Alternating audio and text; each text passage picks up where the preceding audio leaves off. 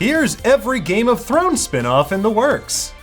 Between overly lavish descriptions of meals, hot sibling-on-sibling action, and avoiding finishing The Winds of Winter, it's difficult to say what George R.R. Martin's most enduring interest is. Lately, it seems to be finding seemingly endless ways to make even more television spin-offs based on Game of Thrones.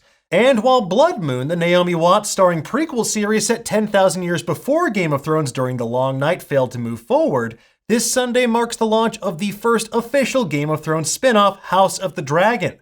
Hot D, as George R.R. Martin calls the show, is set mere centuries before Game of Thrones rather than millennia. The show centers on the Targaryen family, the eponymous House of the Dragon, as they head towards the infamous deadly civil war known as the Dance of the Dragons. And yes, there will be dragons, like 17 of them. But for more on that, check out yesterday's episode of Nerdist News. But what does the future hold for Westeros, and what lies beyond the narrow sea? We're going to break it all down for you in just a moment. But remember, none of this is a spoiler. With that said, if you're still seething from Season 8 and can't bear to think about this any longer, well, this is your last chance to leave before it's too late.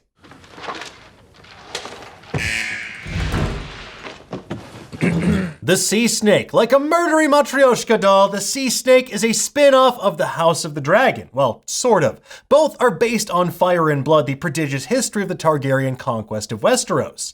Announced in March 2021, the Sea Snake, originally called the Nine Voyages, follows the adventures of Lord Corlys Velaryon as he became the greatest seafarer in the history of the Seven Kingdoms. Corlys will play a major role in House of the Dragon as well, played by Steve Toussaint. But the younger version on this spin-off is going to be played by someone else.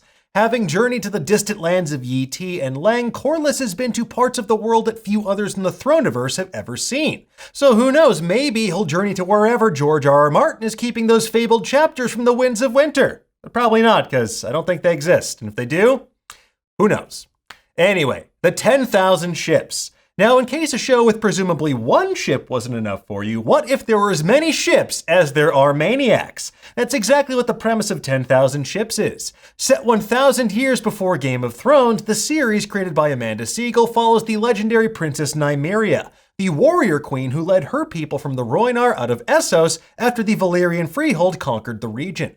Eventually, she landed in Dorne, where she ordered her entire fleet, the titular 10,000 ships, to be burned so retreat wasn't an option. And turns out it wasn't an option they even needed because she wound up conquering all of Dorne. You know, in case there was any doubt as to why Arya Stark idolized her enough to name her direwolf after her. The Golden Empire. In keeping with the tradition of bringing us adventures in faraway lands, one of these Game of Thrones spin-offs promises to take us to a land never glimpsed on screen before. The Golden Empire of Yi Ti. Dubbed the Golden Empire, the animated series takes place in the highly advanced Imperial China-inspired kingdom of Yi Ti. As confirmed by Martin on his Not-a-Blog blog, Golden Empire is one of the multiple animated series actively in development.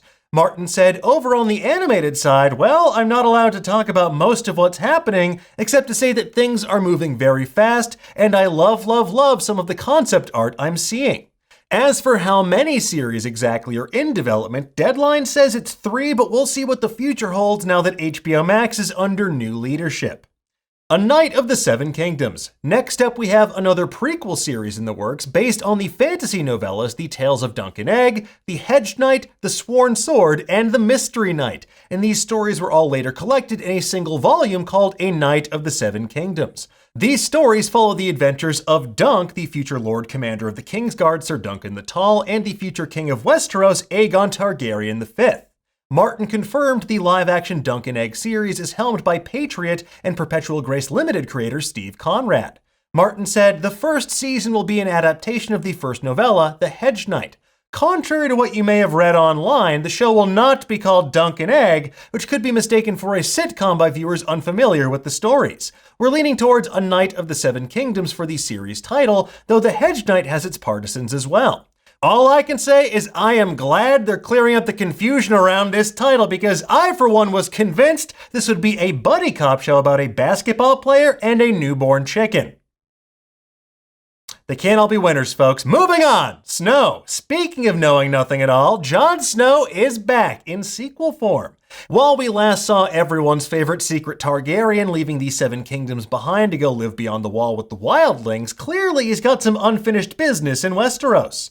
According to Game of Thrones co-star Emilia Clarke, the show, simply called Snow, came from Kit Harington himself. It's been created by Kit as far as I can understand, so he's in it from the ground up. So what you'll be watching, hopefully, if it happens, is certified by Kit Harington. This one is particularly intriguing not only because of its potential to bring back familiar faces, but because it's the only sequel series on the slate. And look, is there any source material for this? No! Has that ever stopped HBO before? Absolutely not!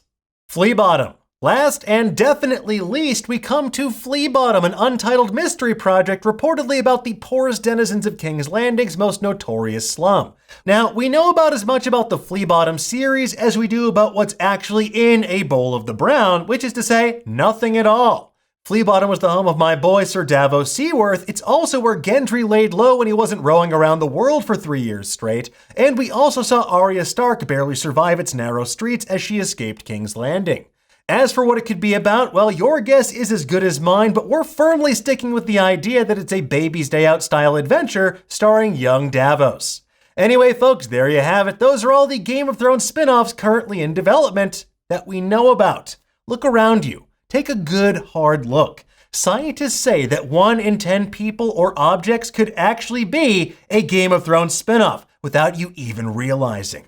We'll just have to wait and see which ones make it to air like House of the Dragon and which ones go the way of Blood Moon.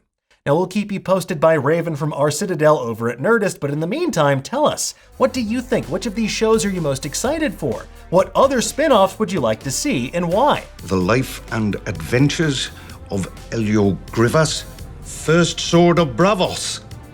Thank you very much. Let us know in the comments below, and for the latest and greatest in the world of pop culture, make sure you stay tuned to Nerdist.com.